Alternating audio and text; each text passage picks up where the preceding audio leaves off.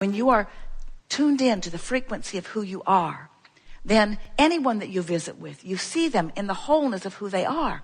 That's been the secret of masters and healers from the beginning of time. They behold you as you really are, not as you may temporarily be being, as you are depriving yourself of being all that you really are because you're fussing over something, because you've got yourself convinced that reality is the most important thing. The reality that is manifested. The house you live in, the body, how your body looks, how your body feels, your bank account. You think that that is reality. And we say, it is a part of reality. Certainly it is. And we understand why you think it is reality, because you can see it and hear it and smell it and taste it and touch it. But we want you to know it's a reality that is past tense. It's old news. Once it's manifested, it's a vibrational dinosaur. Once it is manifested, it is about something that is not as important as what's going on in your vortex. That's why, have you ever been in a new relationship and it just felt so good and then it got old? Have you ever been on your way to a new work environment and you felt so exhilarated and excited in the beginning, and then it stopped giving you that feeling? As we watch you, and we've watched all of you, as we see humans in their fantastic exploration and expansion, we notice that the majority of the creation that you do as you create your empires and your relationships and the structures of your life, whether it is personal relationships or global relationships, whether it is monetary empires, whether it is subjects of understanding the philosophy of the world, as you are building these magnificent physical structures and creations, the majority of your work happens before you gather the first board or the first brick or the first computer or the first computer programmer. In other words, the majority of your creation happens before you begin to take any physical action, because there is a vibrational structure, a vibrational grid, a vibrational creation that takes place. We enjoy knowing the physicalness of that which is you. You are so beautifully physical, which means you're really, really, really, really good at interpreting a reality through your physical senses. What you see is just an interpretation of vibration. What you hear is an interpretation of vibration. What you smell and taste and touch, just vibrational interpretations. But you, bless you, you make that reality, because I can see it and hear it and smell it and taste it and touch it. So that's real. And what's in the vortex, Abraham, dear friend, that vortex that you keep pointing at and telling us we should get in it, I have to tell you, we hear you say, I can't actually see or hear or smell or taste or touch anything over there. So I'm not so sure that that's a reality worth giving my attention to. And we say, that's what trips you up. Your reality that is so, you just like it so much. It calls you because you can see it and hear it and smell it and taste and touch it. So you want to see it and look at it and taste it and touch it and hear it. You want to give it your undivided attention.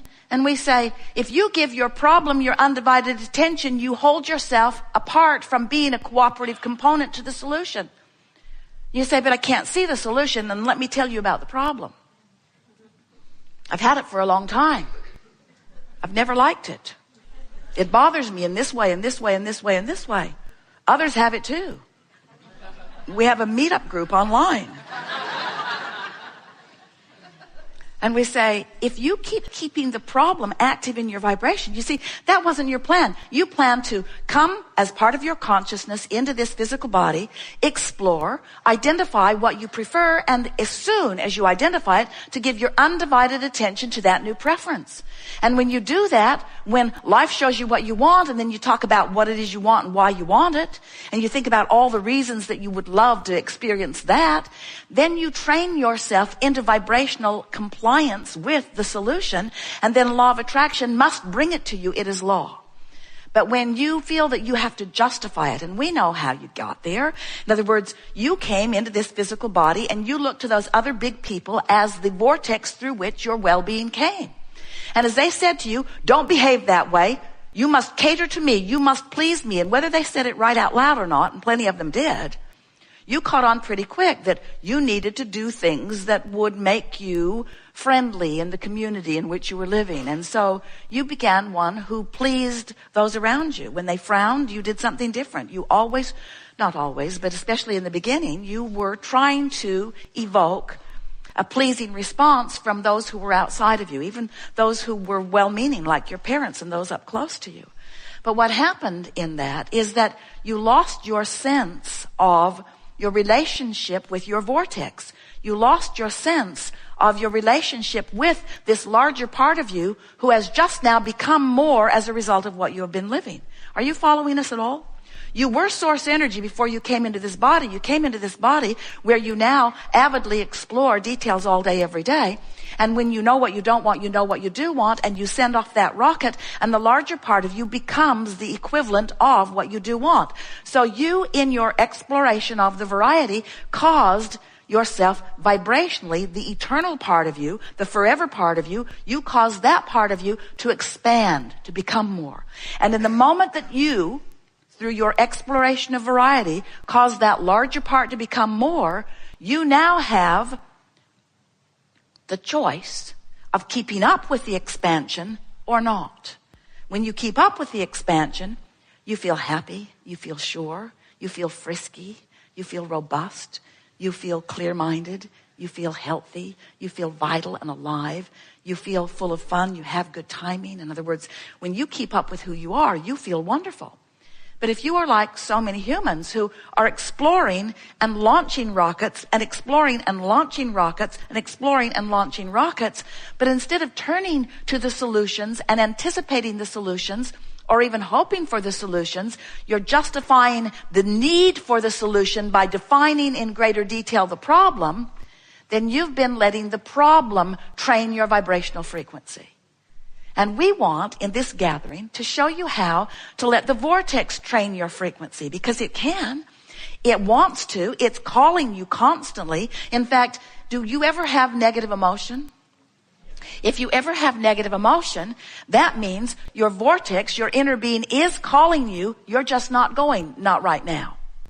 You're holding out. You're focused upon something that makes you vibrationally resistant to the vortex that is calling you. It's sort of like you've got your feet dug in. You're sort of hanging on to where you are. And even though the vortex is calling you, you're not going. And the only reason you're not going is because you've got something active in your vibration that we call resistance that keeps you from being a match to the vortex who is calling you. It's sort of like, if you think of this realm that you live in, and this realm that we live in as a vibrational realm rather than a physical manifested realm, it helps you to understand this more clearly. And there's plenty in your physical world that you accept as being vibrational. You can't set your radio dial on 6:30 a.m. and hear what's being broadcast on 98.7 FM. The frequencies have to line up. And the frequency of your vortex is a very high, pure, non-resistant frequency.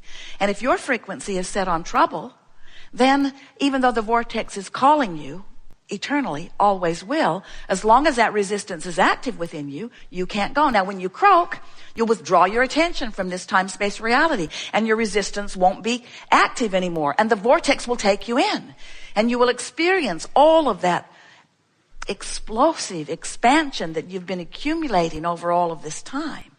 We just don't think you should have to croak to go to the vortex. We think that you should be able to use your ability to focus in a way that causes you to allow yourself to be more of that which you are. Because nothing is more delicious than to be focused in your physical body and to be tuned in, tapped in, turned on to the frequency of who you really are, and having the fullness of all of that blowing through you. So that when you're talking with your grandchildren, you're who you really are. You're loving them unconditionally and seeing their value and talent, you see. So, what we're suggesting is that rather than letting an unwanted event train your vortex, train your vibration away from the vortex, train your vibration into compliance with unwanted things, where you just sort of go along with it because it's happening, we want you to be aware that you have the power of focus. And we want you to be aware that when you know what you don't want a little bit, you put its equivalent in your vortex. So when you sort of don't want something, you sort of want something, and that sort of wanted thing goes into your vortex. It's equivalent. It's the specifics of what you do want are equivalent to the specifics of what you don't want, and other way around. So by the time you've built something into this pathway of what you really don't want, you have, without knowing it, constructed a really specific what you do want over here in your vortex of creation. We call this vortex of creation, it's the bounce and the holding place where the evolved version of you is held in vibrational readiness for your attention to it. It's there. Now, if you're talking about manifestations, then you're probably not all that interested in these vibrational thought ways that have been carved out. But we want you to understand that the vibrational thought way that you've carved out is going to manifest depending upon where you eventually light in terms of your vibrational readiness. So we want to say to you, you can let unwanted things train your vibration into a match with what you don't want, and law of attraction will show you the evidence of where you are. Or you can let the vortex, which is the holding place for all things wanted, train you into a vibrational frequency, and the manifestation of those wanted things will show themselves to you. But what we really want, what we really want, what we want more than all other things put together, what we want, Jerry's always saying, Abraham, what do you want? What we want, what we want, what we want, what we want, what we want, what we want, is that you will accept the construction of these thought ways prior to their manifestation. Because if you will accept the thought ways of these creations, if you will accept the creation of your vortex, if you will accept the creation of the unwanted things, if you will accept that they are being created by your attention and therefore by your creation of thought ways, if you will accept that they are being created long before they manifest, and you will pay attention to how you feel during the creation process, two things will happen.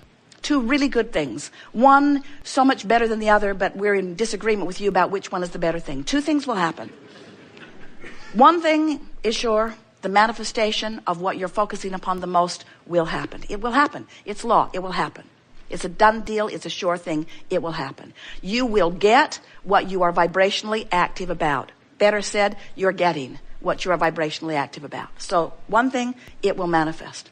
But the other thing is, and this is our favorite part of all of this, is that when you accept that this vortex is spinning and that this vortex contains the I know what I do want part of everything that you've been living, when you accept that and you let that vortex train you into vibrational compliance or alignment, then every step of your journey, even before the manifestation begins to reveal itself to you, is fun. It's pleasurable. You're frisky, you're full, you're inspired, you're enlightened. You feel that energy, you feel that enthusiasm, you feel that passion. You feel what a creator feels when you're moving in the direction of who you really are. So we want to remind you that the emotions that you feel are nothing more than, and oh, is it ever important what they are? They are nothing more than your indicator about whether you're moving down a thought pathway towards something unwanted or whether you're moving down a thought pathway towards something that you are wanting. In other words, every time you feel negative emotion, it always means the same thing.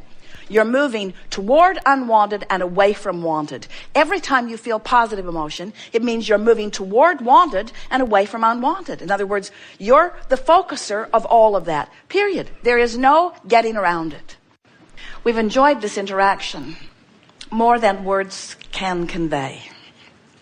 It's a very satisfying experience to stand inside your vortex in full awareness and recognition of all that you are,